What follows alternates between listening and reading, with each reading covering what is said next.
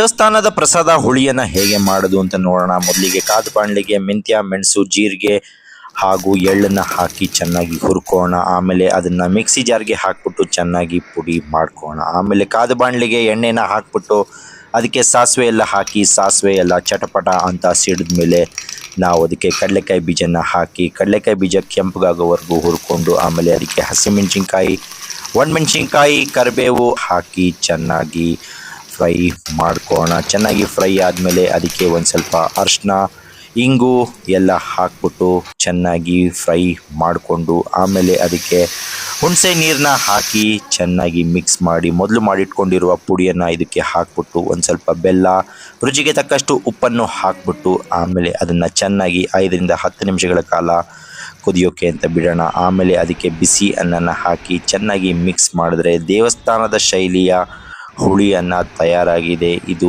ಈಗ ಸವಿಯಲು ಸಿದ್ಧ. ನೀವು ಒಮ್ಮೆ ಮನೆಯಲ್ಲಿ ಟ್ರೈ ಮಾಡಿ ನೋಡಿ.